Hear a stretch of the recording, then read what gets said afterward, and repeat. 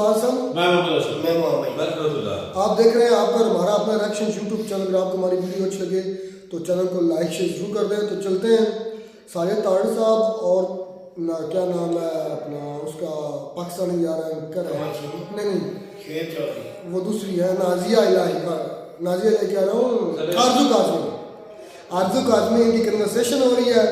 तो देखते हैं किस मौजू पर साजिद तारड़ अगली बार फिर पीएम मोदी सरकार, तो ये तो कन्फर्म है। इस पर मैं कहता हूँ बहस होनी ही नहीं चाहिए। तो वैसे इंडिया पहुंचा हाँ वो इसलिए वो बात कर रहे हैं। खैर इंडिया के अंदर मौजूद है, पर देखते हैं वीडियो फिर इसको मुझसे बात करते हैं।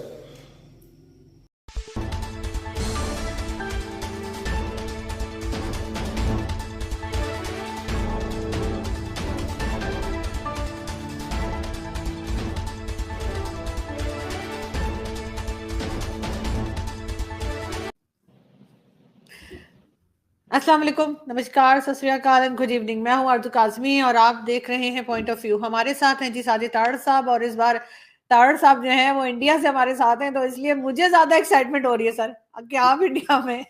नहीं होनी भी चाहिए वैसे ही भी, और मैं खुद बड़ा एक्साइटेड होता हूँ। मेरा इस वक्त कोविड के बाद ये पहला ट्रिप है और मेरे लिए खुद बड़ा इमोशनल होता है। मैं हमेशा ही जब भी मैं भारत आता हूँ, और मेरे लिए बिल्कुल ऐसे ही होता है जिस तरह मैंने आपको कई दफा पहले कहा कि Bharat is my second home. इसमें कोई शक ही नहीं है कि मेरी इतना एक जो रिलेशनशिप, इतने मेरे दोस्तों के दोस्त बहुत ज्यादा है यहाँ, मेरे फैमिलियां हैं, मैं दोस्त तो नहीं कहूंगा, फैमिलियां हैं बल्कि। और फिर इतना प्यार है और एक कल्चर है, एक है हम दर हकीकत जो जिस तरह भी मर्जी कर ले आप। मैं बल्कि देख रहा था कई लोग नेगेटिव भी इसको करते हैं, नहीं जी डीएनए फला है, ये है, हम पता नहीं हम तो दूध के धुले हैं। देखिए ये सब कॉन्टिनेंट, आप रिगार्डलेस, आप भारत इंडिया सिर्फ नहीं है, बांग्लादेश भी है, नेपाल भी है। We are same people originally. अगर देखा जाए तो आप देखें जरा कभी, आप इंडस वैली का, जहां से नाम इंडिया निकला है, इंडस वैली दरिया सिंध जो है उसका, उसको पढ़ के देखें। उसके बाद चाणक्य सिविलाइजेशन, उसके बाद आप हड़प्पा मोहनजोदाड़ो देखें, और उसके बाद अपने सोचें देखें, अपने सारी चीजें देखें। तो इट इज, मैं बल्कि अभी आ रहा हूँ, बफे पे था मैं अभी नीचे लंच, तो कुछ दोस्त आए थे तो वहां पे मुझे मिले। उन्होंने मुझे अपना लास्ट नेम बताया तो मैंने फौरन उनको डिस्ट्रिक्ट बता दिया था कि आप पाकिस्तान के किस डिस्ट्रिक्ट से आए हैं, आपका ओरिजिन क्या है। तो ही वाज शॉक्ड। लेकिन उसमें बात यह है कि मैंने बल्कि आप हैरान होंगे आरजू के, it's one of the very prestigious hotel जहां मैं ठहरा हूँ। और वो जो मुझे वो जो सहगल साहब मिले हैं, उनका लास्ट नेम सहगल है। तो वो जब मिले मुझे तो मेरे साथ मेरे जो दोस्त थे तो खड़े, मैंने कहा यार मेरे साथ ये खड़े हैं, इनकी आंखें देखें, इनका फीचर्स देखें, इनका नाक देखें, तो he look like my younger brother. कोई डिफरेंस ही नजर नहीं आ रहा है किसी चीज का। तो फिर इतनी नफरतें मेरे ख्याल में ये दौर नहीं है अब नफरतों का, मैं व्हाट आई बिलीव इन। और दूसरी जो बात, जब भी आप किसी चीज से नफरत करते हैं, ये किसी भी इमोशंस में आप एक्सट्रीम पे जाते हैं, तो अपने अपने आप जो जहन होता है उसको बंद कर देते हैं आप। तो मेरे ख्याल में उस पर थोड़ा सा सोचना चाहिए दो दफा कि हम क्या कर रहे हैं, कहाँ जा रहे हैं। तो लेकिन बड़ा अच्छा रहा ट्रिप। मैं समझता हूँ कि मैं इस दफा जब पहले भी मैं खैर इंदिरा गांधी एयरपोर्ट पे आ चुका हूँ, उस वक्त अभी नया नया बना था। लेकिन अब मैं जो सबसे ज्यादा चीजें नहीं देखी हैं कि जब मैं निकला हूँ एयरपोर्ट से बाहर, तो एक तो मुसलसल new Delhi has become a centre matter of fact of the world. आपने देखा होगा कि मुसलसल G20 चल रही है, उसके बाद कोई समिट चल रही है, लोग आ रहे हैं, इंटरनेशनल डिग्निटरीज आ रही हैं, जा रही हैं। तो उसकी वजह से बल्कि मैं कुछ दोस्तों के साथ बैठा था, उन्होंने कहा कि जब से एशिया गेम हुई है उसके बाद जो नए होटल यहाँ पे खुले, नई बिल्डिंगें जो बनी, जो चीजें आ रही हैं, उसके बाद मुसलसल, और इस G20 के बाद भी नए होटल बन रहे हैं। बल्कि मैं वाज शॉक्ड, यहाँ पे किसी होटल के अंदर कमरा खाली मौजूद ही नहीं था। मेरे साथ हम 4-5 दोस्त हैं जो ट्रेवल कर रहे हैं। यहाँ से हम इंदौर भी जाएंगे, पंजाब भी इकट्ठा जाएंगे। तो मुख्तलिफ होटलों में हम लोग ठहरे हुए हैं सिर्फ इसी वजह से कि देयर इज नो रूम। और उसमें वो जो समिट हो रही थी जिसमें 15 फॉरेन मिनिस्टर आए हुए थे यहाँ पे, और ग्रीक के जो फॉरेन मिनिस्टर थे वो उसके चीफ गेस्ट थे। बल्कि उन्होंने वो नारा लगा दिया उन्होंने जाती दफा के अब की बार 400, जो मोदी साहब का स्लोगन है इस वक्त के, वो 400 की सीटें लेंगे, वो उन्होंने भी कह दिया, जो कि पहले डोनाल्ड ट्रंप साहब ने भी यही नारा लगाया था।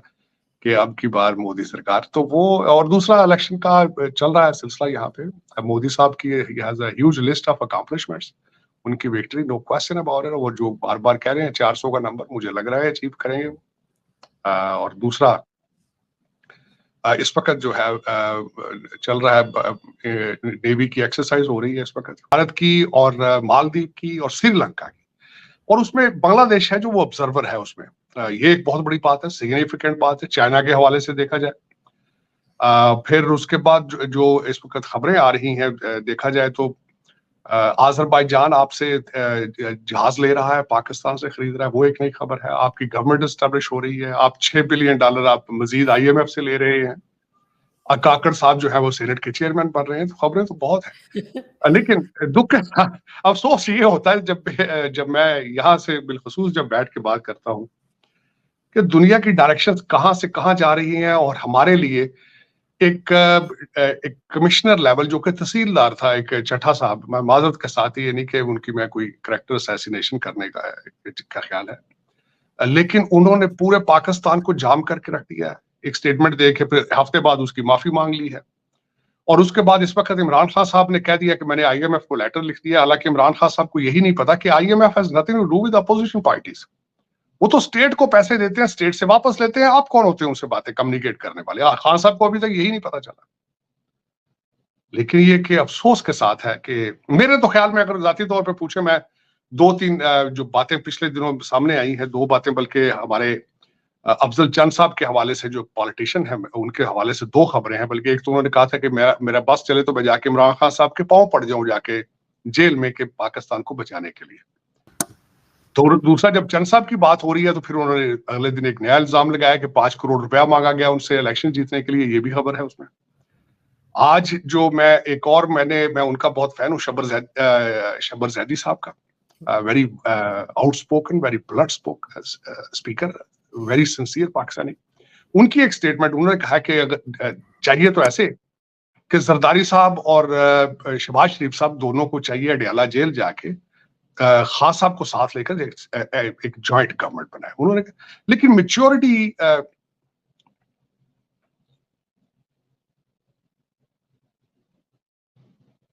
जी हाँ, आपका वो आप रुक गया था सिलसिला उसमें? नहीं सर, मुझे खांसी आ रही थी तो मैंने आपको सोलो अच्छा, कर दिया। सॉरी, आप करिए आपकी बात। सॉरी, मैं कर लूंगी इसको। लेकिन उसमें आरजू अगर देखा जाए तो दुनिया किस डायरेक्शन पे जा रही है, आप अभी तक मैच्योर नजर नहीं आ रहे।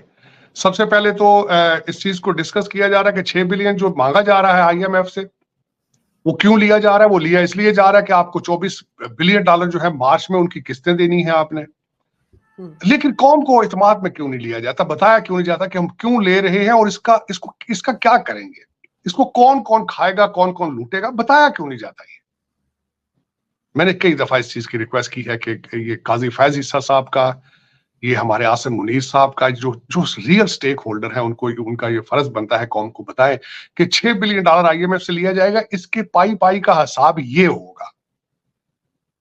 फिर मेरे जैसे लोग जो फौरन ये सोचना शुरू कर देते हैं कि लंदन की रियल एस्टेट महंगी होनी शुरू हो जाएगी, टोरंटो भागना शुरू हो जाएंगे आपके अफसरान, ये उन सब चीजों को तकवीत मिलती है। $6 बिलियन एक बहुत बड़ी रकम है। सर, काकड़ साहब से पीछा नहीं छूटेगा हमारा, इसका मतलब है काकड़ साहब फिर रहेंगे? हाँ जी, काकड़ साहब, अरे काकड़ साहब को लाने वाले स्ट्रॉन्ग है, काकड़ साहब का कोई कसूर नहीं। काकड़ साहब तो एक एवरेज है, मेरे जैसे एक आम से आदमी है, उनको लाने वाले बहुत स्ट्रॉन्ग थे ना, उनका रेफरेंस बहुत स्ट्रॉन्ग है, और इसी वजह से वो पीएस पार्टी में अब जा रहे हैं और फिर वो सेनेट में जाएंगे। ये सारा लाने वाले, देखिए ना, मैंने आपको बताया था कि काकड़ साहब को प्राइम मिनिस्टर बनने से पहले कोई नहीं जानता था। मैं उनके पड़ोसियों को भी नहीं पता होगा काकड़ साहब बेचारे कौन है। मेरे जैसे एक शरीफ आदमी है, लेकिन उनकी लॉटरी निकल आई है, घड़े में से नाम निकला है उनका, और दूसरी दफा फिर निकल रहा है। लेकिन कहने वाले कहते हैं कि उनकी परफॉर्मेंस ठीक थी as a caretaker prime minister. मेरे ख्याल में तो परफॉर्मेंस तो मैं क्या एवेल्युएट करूं, कौन सा उन्होंने पाकिस्तान को इकोनॉमिकली सेव कर दिया है, लेकिन उन्होंने जहाज का बड़ा गलत इस्तेमाल किया, सारी दुनिया के दौरे जो किए अननेसेसरीली, जो कि उनके पोर्टफोलियो का हिस्सा नहीं था। उनका पोर्टफोलियो सिर्फ इलेक्शन करवाना था, उससे आगे नहीं था। तो उन्होंने ये जो उन्होंने ये इब्ने बतूता बने हैं वो ज्यादती की है। गरीब मुल्क जो कि जिसके पास सुबह का खा लें तो शाम का नहीं होता, उनके प्राइवेट जहाजों को लेकर, फैमिली को लेकर ये जो हनीमून टाइप के उन्होंने जो तो दौरे लगाए किए वो सूट नहीं कर रहे थे। लेकिन देखें सर ये मांगे आरजू टांगे मैं की गवर्नमेंट कितने दिन चलने वाली है, ये जो मिलके मुश्किल बनाई है है। इन्होंने? मैं आरजू बता रहा हूँ कि मैं यहाँ पे डिफरेंट जगह पे जब भी लोगों को पता चलता है कि हम पाकिस्तानी अमेरिकन या ज्यादातर लोग जानते हैं, आप सोच नहीं सकते, हर एक इंसान अफसोस का इजहार करता है। हर एक इंसान अफसोस का इजहार करता है कि यार पाकिस्तान की क्या हालत है, आप क्या कर रहे हैं। बस वो मेरे पास कोई जवाब नहीं होता उनको देने के लिए। लेकिन आपकी रिप्यूट कुछ ये चट्टा साहब इस तरह के लोगों ने, अब मैं एक और बात बता देता हूँ आरजू कि उनका कुछ भी नहीं होगा, चट्टा साहब को कुछ भी नहीं होगा, आप देख लीजिएगा। वरना अगर सोचा जाए मेरे ख्याल में तो जिस तरीके से उन्होंने आपकी पूरी गवर्नमेंट, पूरे पाकिस्तान के सिस्टम को झंझोड़ के रख दिया है, उनके लिए उनके उनके उनके खिलाफ सख्त केस चलना चाहिए, स्पीडी ट्रायल होना चाहिए और दूसरे अफसरान के लिए इबरत का निशान बनना चाहिए। लेकिन कुछ भी नहीं होगा। उन्होंने सारे पाकिस्तान की तजलील की है। आज भी इंटरनेशनल मीडिया आपके पूरे एज ए स्टेट आपका मजाक आप खुद समझ रहे हैं, लेकिन आप उसके बारे में कुछ नहीं करेंगे। आप उसको बस एक रंग के नीचे उसको पुश कर देंगे तो जस्ट कीप ऑन गोइंग। यही वजह है कि पाकिस्तान जो है वो बिल्कुल तरक्की की तरफ नहीं जा रहा, क्योंकि जिस कंट्री के अंदर अदालतें इंसाफ ना दे रही हो, जहां इंसाफ ना हो, ना सजा हो, ना जजा हो, वहां कौमें तरक्की नहीं कर पाती। यही वजह है कि आप मुसलसल पस्तियों की तरफ जा रहे हैं। सर किसी आईएमएफ को ने एक बार फिर लोन दे दिया, आईएमएफ ने एक उन्होंने बार तो फिर देना इनका पैसा पकड़ा दिया। बिल्कुल देंगे, वो उन्होंने देना है। उसकी वजह ये है कि उनको जो चाहिए वो आप देते हैं, वो जो आपको चाहिए वो दे देते हैं। लेकिन ये कि उनको भी चाहिए कि इस वक्त तो खैर उनका तो दे डोंट हैव एनी इसमें कि वो ये पैसा कहाँ जाता है, लंदन जाता है, टोरंटो जाता है, उनके लिए तो फायदा है। उन्हीं के कंट्रीज में रहेगा पैसा, वहीं से जहां से आता है वहीं चला जाता है। लेकिन ये कि ये तो फिर आपको बहसीते कौम देखना होगा कि हम कौन है, क्या कर रहे हैं, क्यों कर्जों की किस्तें देने के लिए भी फिर कर्ज लेते हैं और फिर उस पर जश्न मनाते हैं, कहते हैं देखें हमने क्या बहादुरी की है। अफसोस के साथ है कि इस वक्त आपकी लीडरशिप को, आपको वहां पे लीडरशिप को तो मैं इसको नहीं कहूंगा, हर चीज का फुकदान है आपका। आप नेशनलिज्म का सबसे ज्यादा इस वक्त आपको जरूरत है बैडली। सर और ये कुछ नजर नहीं आ रहा भी सर ये भी कहा जा रहा है कि 2027 तक भारत जो है वो 3rd लार्जेस्ट इकोनॉमी बन जाएगा। तो सर वो आइडिया तो नवाज शरीफ साहब से लेकर गए शायद, वो ये भी यहाँ से दावा किया जाता है। तो सर खुद क्यों नहीं इस्तेमाल कर पाए हम उस आइडिया को? बस वो आइडिया बस चोरी हो गया ना। आइडिया बस कोई चोरों की चीजें चोरी हो जाती है, फिर उसका हल कोई मौजूद नहीं है, क्या करें। लेकिन ये कि लंदन से आए हैं, लंदन चले जाते हैं, उनका क्या है यहाँ पे, they don't have nothing to do with it. लेकिन उसमें आरजू जो मैं नई चीजें यहाँ पे देख रहा हूँ कि 109 स्पेस स्टार्टअप्स हैं यहाँ पे, 109 private startups moving toward space. और 5 मिलियन मैंने आपको बताया था कंप्यूटर प्रोग्रामर है, और माइक्रोसॉफ्ट और दूसरा आपके गूगल मिलके यहाँ पे 1 लाख आर्टिफिशियल इंटेलिजेंट स्पेशलिस्ट बनाने का इरादा कर रहे हैं। तो आप फिर देख लें आप ये क्या भारत किस तरह, आप पूरी दुनिया मिलके भारत की तरक्की को किस तरह रोक पाएगी। भारतीय यहाँ से डायस्पोरा बन के, लेबर बन के नहीं अब जा रहे हैं, अब वो टेक्नोक्रेट बन के जा रहे हैं। 1 लाख यहाँ से इजराइल जाएंगे, और इजराइल आपको पता ही है कि आपको नई टेक्नोलॉजी के स्टार्टअप सारे इजराइल से आते हैं। तो फिर सर ये तो उसमें बहुत बड़ी हमारा अचीवमेंट है मोदी जी की। नहीं, देखिए मोदी साहब ने परफॉर्म करके दिखा दिया। इसके उनसे देखे उनकी लिस्ट है, नफरत का दरवाजा थोड़ा सा बंद करके देखे कि मोदी साहब ने क्या किया, भारत जा कहाँ रहा है, पहुंच कहाँ रहा है, जरा गौर करें इस पे। लेकिन हम नहीं देख रहे हैं, नहीं सोच रहे हैं, यही कमजोरी है। मैं तो इनसे मिन्नतें कर करके मर गया हूँ। मुझे बार बार ये कहते हैं कि तुम शायद पता नहीं इंडियन क्यों इतना करते हो। चलो इंडिया का मॉडल नहीं पसंद आ रहा, बांग्लादेश का देख लो, चाइना का देख लो, जिनकी हिमालय से ऊपर है, उनसे ही सीख लो कुछ यार। वो पठान भाई है तुम्हारे, तुमने अपना सारा मुल्क तबाह कर लिया उनका, अब तो अफगानी करेंसी आपकी तो वो भी बेहतर है आपसे। लेकिन आप सीखना नहीं चाहते ना, आप बस, आपको पता नहीं क्या शौक है, जुनून है कि जिहाद करना है, हालांकि आपको पता है आप जिहाद नहीं कर सकते। आप जिहाद आपने किया ही नहीं है माजी के अंदर। ये जो लौंडे लपाड़े हैं, इनको हिस्ट्री की किताब 10 रुपए की लेकर दें, इनको देके पढ़ो यार। तुम्हारे आबाओ इजदाद जो थे वो पठानों के सामने लेट जाते थे, वो कभी उन्होंने जिहाद नहीं किया माजी के अंदर। क्यों इसके साथ टाइम जाया कर रहे हो? मैथ पढ़ो खुदा के लिए अगर बचना चाहते हो। सर आप उर्दू में ट्वीटें करते हैं। मैं इस वक्त आरजू ओबराय होटल में बैठा हूं। बिल्कुल सर, आप इस वक्त जैसे भारत में हैं सर, वहां आपको क्या लग रहा है कि अगर पाकिस्तान ना बना होता तो हमने इनका भी वही हाल कर दिया होता जो हमारा है, या हम बेहतर हो गए होते, भारत के साथ रहते तो ज्यादा अच्छा था? देखिए मेरे ख्याल में दो चीज मेरे ख्याल में बेहतर होते। उसकी वजह यह है, दोनों मुमालिक ने डिफेंस के बजट के ऊपर बहुत ज्यादा पैसा जाया किया, बहुत ज्यादा पैसा जाया किया। पाकिस्तान तो अभी भी चले, वो तो उसकी जितनी पसली है उस हिसाब से, लेकिन वो जो डिफेंस के ऊपर किया गया, अगर सोचें अगर वो तालीम पे लग रहा होता फिर तो आज यहाँ पे इंडियन इंस्टीट्यूट ऑफ टेक्नोलॉजी इतने हैं, अगर वो पाकिस्तान वाली जगह पे भी 10-15 इंडियन इंस्टीट्यूट ऑफ टेक्नोलॉजी होते तो आप अंदाजा लगाए आप तरक्की में कहाँ होते। मौलाना आजाद जो है, जो यहाँ के भारत के सबसे पहले एजुकेशन मिनिस्टर थे, उनके जो 13 पॉइंट उन्होंने बताए थे लिखे, जरा वो खोल के देख लें, अब सारे वो फुलफिल होते नजर आ रहे हैं पाकिस्तान के ऊपर। और जो उनका आइडिया था कि पाकिस्तान, भारत और बांग्लादेश के मुसलमान ये सारे इकट्ठे होते, मुस्लिम्स बेटर ऑफ होने थे, ये भी एक बात है। ये पूरा खित्ता जो है वो पुरसुकून होना था, ये भी एक बात है।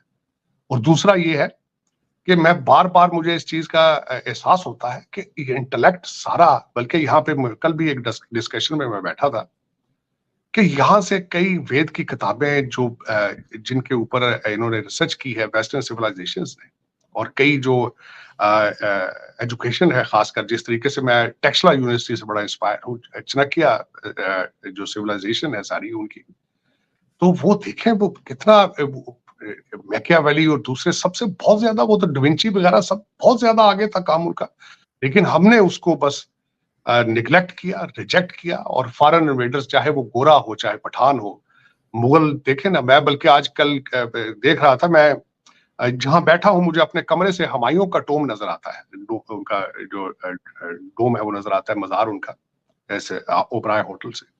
और मैं बल्कि अभी निजामुद्दीन औलिया जा रहा हूँ दरगाह के ऊपर भी दुआ करने के लिए, पाकिस्तान के लिए, आप सब के लिए, भारत के लिए दुआ करने जा रहा हूँ, पूरी दुनिया के लिए दुआ करने जा रहा हूँ कि खुदा पूरी दुनिया की मुसीबतें जो है आसानियां पैदा करे हर इंसान के लिए, जो भी है, मुसलमान है, हिंदू है, सिख है, क्रिश्चियन है, जो कुछ भी है, सबके लिए दुआ करूंगा जाके। लेकिन उसमें बात यह है कि आरजू मैं मुझे डिफरेंस महसूस नहीं हो रहा है कि I'm on a foreign soil or foreign land, बिल्कुल कोई डिफरेंस फील नहीं हो रहा है। और मेरी ख्वाहिश है कि मेरी जिंदगी के अंदर ही नॉर्मलाइजेशन हो, इस खित्ते के अंदर सारा खित्ता मिलकर तरक्की का एक बायस बने, अमन यहाँ हो, सुकून हो यहाँ पे, और चीजें जो रेडिकल एलिमेंट्स हैं उनका उस तरफ नहीं जाना चाहिए मेरे ख्याल में। अगला दौर जो है तालीम का और प्यार मोहब्बत का दौर है, मेरे ख्याल में इसमें कोई दूसरी राय मौजूद नहीं। मगर सर हमसे जो अलग हो गया, चाहे वो बांग्लादेश हो या भारत, वो तरक्की कर गया, तो कुछ गड़बड़ तो हमारे अंदर ही होगी ना, हम क्यों नहीं बढ़ वो पा तो देखिए उसमें कोई एक चीज एलिमेंट नहीं है आरजू, उसमें तो बहुत बड़ा डायलॉग है और 50 से है, आज का नहीं है, शुरू से ही है। जिस तरीके से लोग तो बल्कि यहाँ तक कहते हैं कि कायदे आजम साहब जब गवर्नर जनरल बने थे और लियाकत अली खान प्राइम मिनिस्टर बने थे, उसी वक्त ही पावर का आप तयन नहीं कर सके उसके बाद कि पावर किसके पास होनी है, वहीं से कंफ्यूजन था। आज भी आप कंफ्यूज हैं, 18वीं तरमीम पे आप कंफ्यूज हैं। आज भी आप कभी कहते हैं पार्लियामेंट्री सिस्टम होना चाहिए, कभी कहते हैं प्रेसिडेंशियल सिस्टम होना चाहिए, कभी आप कहते हैं इस्लामिक स्टेट होनी चाहिए, कभी आप कहते हैं कायदे आजम सेकुलर स्टेट की फाउंडेशन रखे हैं। यू आर कंफ्यूज, आपको पता नहीं है, आपको आइडेंटिटी क्राइसिस उससे अलग है, आपको पता नहीं है। मैंने जिस तरह आपको कहा है कि आप सुबह उठते हैं तो अरबों के रिश्तेदार बन जाते हैं, दोपहर को आप कहते हैं हम अब्दाली, हम गजनबी के रिश्तेदार हैं, हालांकि आप यहाँ लोकल रहने वाले हैं यार। आपका उन पठानों के साथ क्या रिलेशनशिप? कोई रिलेशन, आप तो वो तो आपको पूरे मुसलमान भी नहीं समझते, ना ही अरबी आपको मुसलमान समझते हैं, लेकिन आपको आइडेंटिटी की क्राइसिस भी है। लेकिन इन चीजों से बढ़ के मेरे ख्याल में, चले छोड़े मजहब, जो मेरी नजर में आरजू एक पर्सनल मैटर होता है, आप किसी चीज पे भी बिलीव करें, this is your personal matter. लेकिन मेरे ख्याल में सबसे बड़ी सोच है, जो आपको सबसे ज्यादा इस वक्त जो खतरा है जिस चीज से, वो करप्शन से है और तालीम से दूरी है। आपने जो मैथ इंग्लिश के साथ जो बाईकाट कर रखा है, आपने नहीं सिर्फ कर रखा, 1.9 बिलियन मुसलमानों ने कर रखा है। यहाँ पे मेरे ड्राइवर जो मेरे साथ होते हैं वो भी इंग्लिश में मेरे से बात करते हैं। मैं सारा दिन यहाँ इस होटल के अंदर फिरता हूँ, हर वेटर, हर सर्वर, मैं अभी जिम से आया हूँ, सारे इंग्लिश में बात कर रहे हैं। आपके प्राइम मिनिस्टर ने पूरे तरीके से इंग्लिश बोल सकते। आप नफरत है आप इंग्लिश से, क्योंकि मौलवी साहब ने, भाईजान ने कह दिया था ये ब्रिटिश जबान है, ये तो भी कुफार, ये तो काफिरों की जबान है, ये क्यों पढ़नी भी आप? अब आप ट्वीट भी कर रहे हैं, उर्दू में कर रहे हैं, आप हर चीज उर्दू में लिख रहे हैं, अदालतों में उर्दू चल रही है, पता नहीं कैसे बात, कहाँ से ये चीजें, आप सारी दुनिया इंग्लिश पे चल रही है, आप दूसरी साइड पे जा रहे हैं, पता नहीं आप दुनिया से क्यों सिस्टम खराब है ना हमारा एजुकेशन सिस्टम, हमें कॉपी करना चाहिए भारत से और बांग्लादेश से। भाई अगर भारत और बांग्लादेश से आप इसकी कॉपी करेंगे तो तरक्की कर जाएंगे, वो तो करना नहीं। आपके जो ऊपर 5-6 हजार बंदा बैठा है जिनके बच्चे लंदन पढ़ रहे हैं और अमेरिका पढ़ रहे हैं, वो तो आपको पढ़ना नहीं देना चाहते ना। खान साहब बार बार क्या कहते हैं, सियासत नहीं जिहाद है, अपने बच्चे तो लंदन में बैठे हैं उनके। अब देख लें जितने सियासतदान है सबके बच्चे लंदन पढ़ रहे हैं, लेकिन अगर आप पढ़ेंगे तो फिर उनके बच्चे कहां से खाएंगे? ये तो बहुत टेक्निकल बात है। वो तो आपको रखना चाहते हैं क्या उर्दू पे ट्वीट करें आप, जज्बात आएगा इमरान बनेगा नया पाकिस्तान। आज इमरान खान ने जलसे नचन जी कर रहा है, वो तो इसी पे चाहते हैं, क्योंकि उनके बच्चे जो है उनका लंदन में नाचने को जी करता है। आपके बच्चों को यहाँ जिहाद की तैयारी पर रखा हुआ उन्होंने। ये तो फिर आरजू आपका, चॉइसेस आपके अपने हैं, लेकिन आप गलत साइड पे जा रहे हैं। चॉइसेस हैं, आपने आंखें बंद कर रखी हैं, आप आंखें खोलने की जरूरत है मेरे ख्याल में।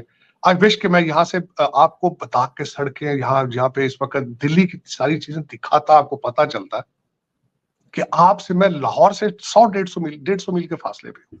बिल्कुल। और यहाँ की दुनिया और वहां के क्या हालात है, मैं मेरी ख्वाहिश है इस बात की कि पाकिस्तानी ये देखें कि इस खित्ते में हम जैसे लोग जो हैं वो आपसे 100 साल आगे किस तरह चलेंगे। आपको ये सोचना होगा, सोचना चाहिए आपको। बिल्कुल ऐसा ही है सर, सोचना पड़ेगा। लेकिन सर आप पिक्चर्स जरूर शेयर किएगा मेरे साथ, और मैं शो में दिखाऊंगी।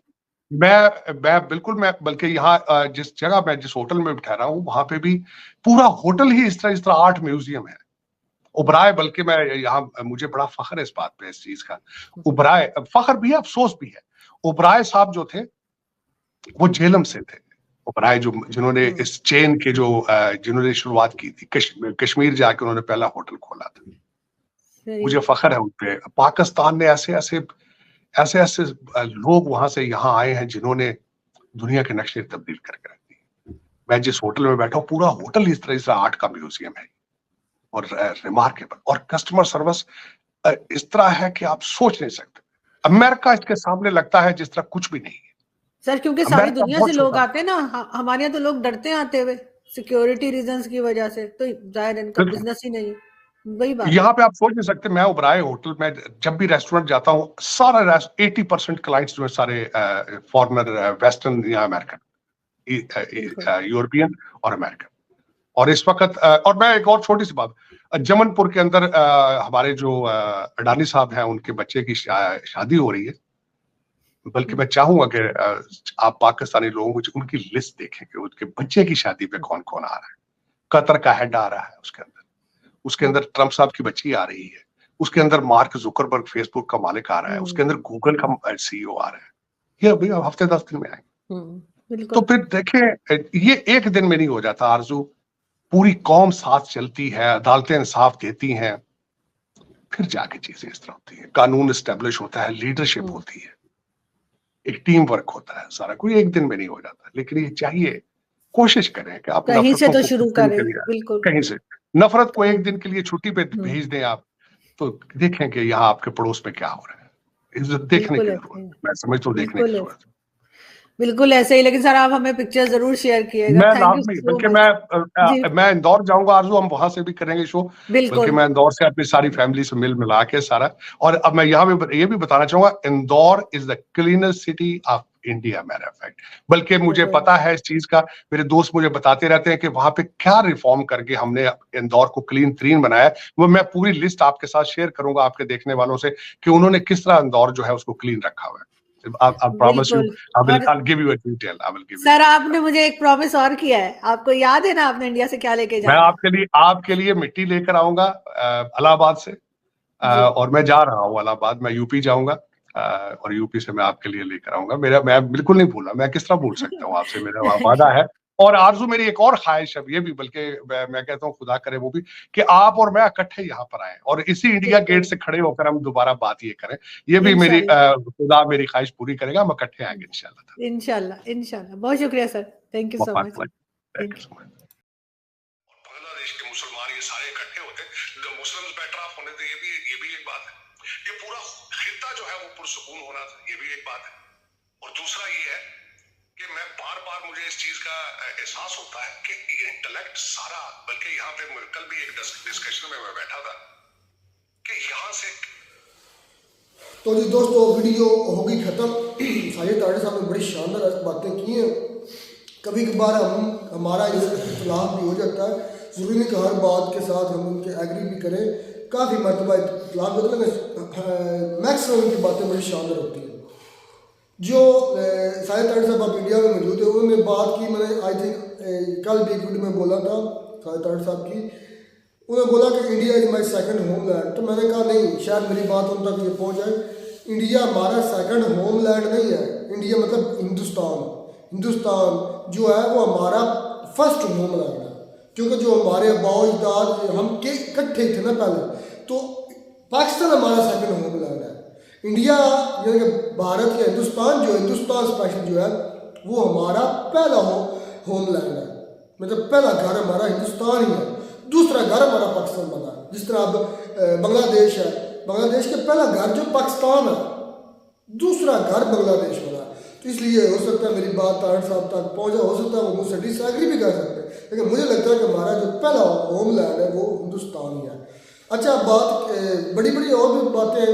जो मुझे सबसे ज़्यादा इस वीडियो में शानदार बात लगी तारड़ साहब की, आरजू काजमी साहब ने एक सवाल किया था कि अगर आज हम इकट्ठे होते तो क्या आज हम जो मुसलमान कह रहे हैं पाकिस्तानी, जो आज पाकिस्तानी हैं, क्या इस जिस हालत में आज हैं इससे बेहतर होते? ऑब्वियसली बेहतर होता है। और तारड़ साहब ने भी ये चीज़ कन्फेस की है, ये माना है कि जितने IIT IMS AMS उनके जो मतलब हैं अदारे हैं, अगर वो उनमें से 10-15 भी पाकिस्तान में होते इस लेवल के, तो पाकिस्तान में भी आगे जा सकते हैं। बाकी बातें बड़ी अच्छी दी हैं। ज़्यादातर मैं उनकी बातों से डिसएग्री करता हूँ, क्योंकि वो इमरान खान साहब के बारे में ज़्यादातर गलत बोलते हैं। आज भी एक गलत बोले, लेकिन मैं नहीं उन्होंने खान साहब के बारे में कोई गलत नहीं कहा है कि मतलब कि ना, उन्होंने कहा IMF के बारे में, तो खान साहब कौन होते हैं? वहाँ की गवर्नमेंट जो है ना वो उनसे डील करेगी, तो इनको याद नहीं है जब खान साहब को अंदर ही थे, लेकिन अंदर थे कि शायद मेरे ख्याल से मतलब कि जेल में नहीं थे, तो गवर्नमेंट में थे या आई थिंक तो गवर्नमेंट में वफद आया था, इमरान खान साहब के पास आया था, तो उसके पास उस वक्त भी उनके पास कोई ताकत नहीं थी, कि आम पाकिस्तानी थे, तो इनको ये बात याद आज तो इमरान खान के पास मेजोरिटी है, अक्सरियत से ज्यादा है, उसको एस्टेब्लिशमेंट ना माने तो एक अलग बात है। तारड़ साहब, इमरान खान को उस वक्त IMF अगर इमरान खान की हैसियत औकात ना होती तो वो क्यों आगे शहबाज शरीफ वज़ीर आज़म था, फॉरेन मिनिस्टर बिलावल थे, इमरान खान से क्यों बात करते? वो तो उनको छोड़ के इधर आए थे, इमरान खान के पास, उनके पास जाना था। इमरान खान का IMF को खत लिखने का असल मकसद क्या है पता है? यकूब भाई, आज जो IMF का बयान आया ना, उन्होंने कहा पाकिस्तान के अंदर जो भी गवर्नमेंट होगी हम उनके साथ जो भी गवर्नमेंट होगी जी, तो फिर उस वक्त तो शहबाज शरीफ की हुकूमत थी, PDM की गवर्नमेंट थी, इमरान खान के पास जंग मारने आए थे, क्यों आए थे? मुझे इस बात का पता नहीं यकूब भाई, नहीं क्यों? फिर तू खुद ही तो कह रहा है भाई, आज उन्होंने बयान दिया है कि हम जो गवर्नमेंट में उसके साथ जाएंगे। तो उस वक्त शहबाज शरीफ गवर्नमेंट में थे, इमरान खान ने असम्बलियां भी तोड़ दी थी, अपनी असम्बली खत्म कर दी थी, पंजाब और खैबर पख्तूनख्वा याद है आपको? उसके बाद आए थे, फिर इमरान खान के पास क्या लेने आए थे, क्यों आए थे? ओ भाई मुझे नहीं पता वो आए थे, आपको पता है, सारी दुनिया में पता है, सारी दुनिया में पता है। इमरान खान का सिर्फ इतना कहना है वाह IMF को फोन कॉल का है, खत लिखने का मकसद पता क्या ये है, आपने जो पैसा देना है, आप सोचिए आप 70 साल से पैसे देते आ रहे हैं।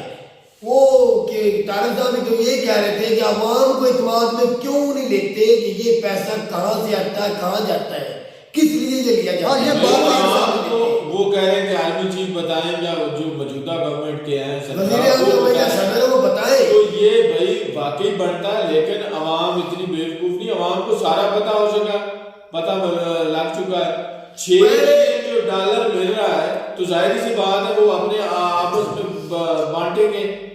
कभी बंदा भाई, पिछली दफा 1 बिलियन की किस्त मिली है, वो कहाँ पे इस्तेमाल हुई, किसी ने किसी को बताया, आवाम को बताया। अच्छा, पिछली हुकूमत में तारक साहब को मैं बताता जाऊं, मेरे बड़े भी हैं, मतलब ये हर लिहाज से वो बड़े हैं। हम तो बच्चे भी हैं, उनके सामने बच्चे हैं, हमने तो सियासत का पता ही नहीं भाई इतना, हम तो सुनी सुनाई के कार लगाई। तो इज्जत बाब तारक साहब, ये जो पिछली पीढ़ियों के सरबराह वज़ीर आज़म थे, शहबाज शरीफ उस वक्त यूक्रेन को 900 मिलियन का हथियार बेचे थे, वो पैसे का हिसाब किसी को दिया? पीडीएम ने या आर्मी ने? अब जो 6 मिलियन मिलने वाला है, इससे कभी किसी से अवाम को 6 बिलियन बताया या बताएंगे? उन्होंने खुद ही तारक साहब ने बता दिया कि वो पैसा जिन्होंने देना है उनकी कंट्री में वापस चला जाना है। ऐसे ही है। तो फिर पाकिस्तान के नाम पे मांगा हुआ पैसा पाकिस्तान अवाम के क्यों नहीं लगता? वो हम पे, नाम मेरे पे, तेरे पे, ये सब पे लागू होगा ना, तो वही देंगे। उन्होंने कौन सा देना है जिन्होंने लेने हैं पैसे?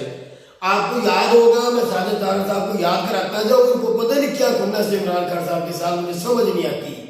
हजारों बुराइयां होगी इमरान खान साहब में, वो भी इंसान है, लेकिन इतने बुरे नहीं है कि जितनी नफरत तारक साहब को उनसे है, उतनी नवाज शरीफ से नहीं, उतनी शहबाज शरीफ से नहीं, उतनी जरदारी बिलावल से नहीं, उतनी फजलू से नहीं, उतनी महमूद अजक से नहीं, उतनी आर्मी चीफ आसम मुनीर से नहीं, उतनी बाजवा से नहीं, जिन्होंने मुल्क को तबाह कर दिया, उनसे तो कभी नहीं हुआ।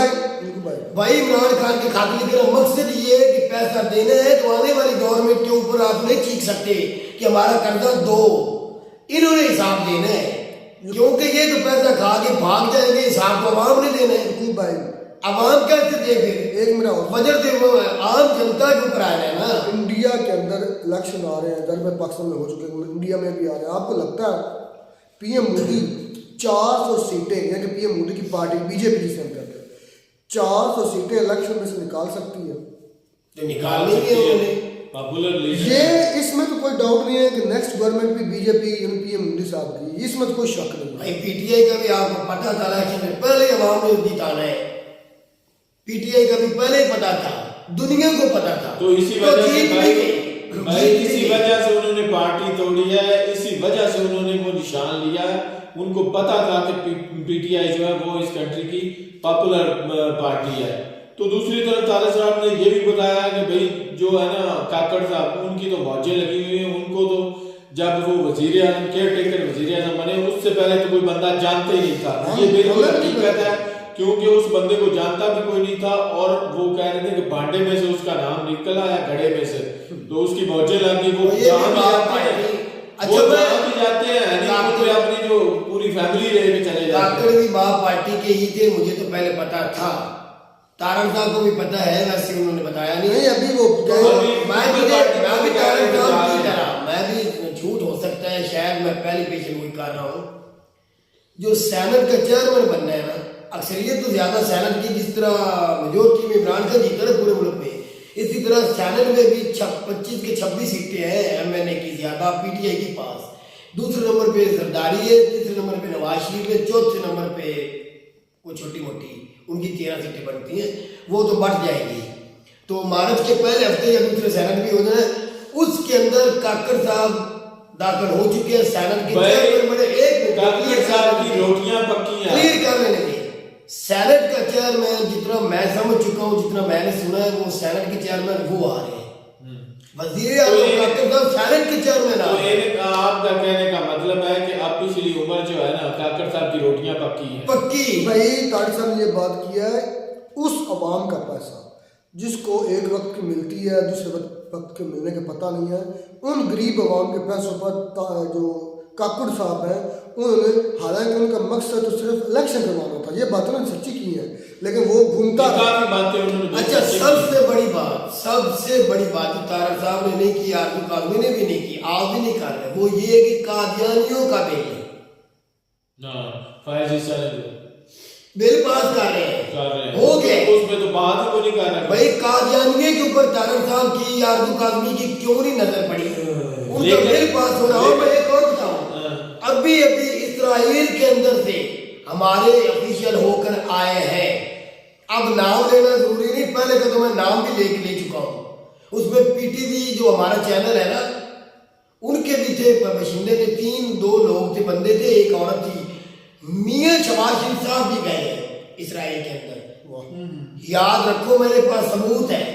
अभी ही मेरे मुल्क के बंदे, मेरे मुल्क के ऑफिशियल इसराइल से लोग क्या है, कादियानियों को साहबजादा हामिद रजा के वारद जो थे वो उस वक्त मिनिस्टर थे राजकोटे के जो होते उसमें, तो भाई उनको नवाज शरीफ ने कहा था कि कोटा निकालो कादियानियों के लिए भी।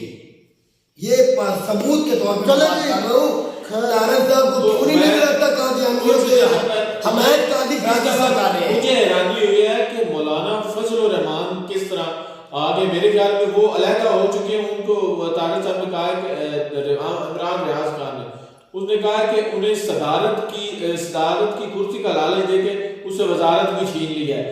तो इस दफा जो है ना वो कादियानियों के कह लें कि जो इनके हक में दिया गया बयान उनके खिलाफ आया है। पहले इसका मकसद है कि तारक साहब दूसरा सॉरी फजलू की बात तो इतनी है कि उसको वो कह रहा है, उसका मकसद ये है, इसलिए वो खिलाफ हुआ है कि मुझे नहीं जितवाया गया, सभी को जितवा दिया, मुझे क्यों जितवाया गया। यही कसर वो निकाल रहा है। अच्छा, इन दी एंड अगर मैं बात करूँ इंडियन पॉलिटिशियन या पॉलिटिक्स पर, तो obviously no doubt next PM जो है वो फिर पीएम मोदी साहब है, और इसमें कोई 1% भी शक नहीं है। उनके बराबर हम पल्ला कोई है ही नहीं है भाई। उन्होंने आना वहाँ पे कौन सी दाखिली होती है। मिलता है नई वीडियो में नाटक साहब, तब तक दीजिए इजाजत।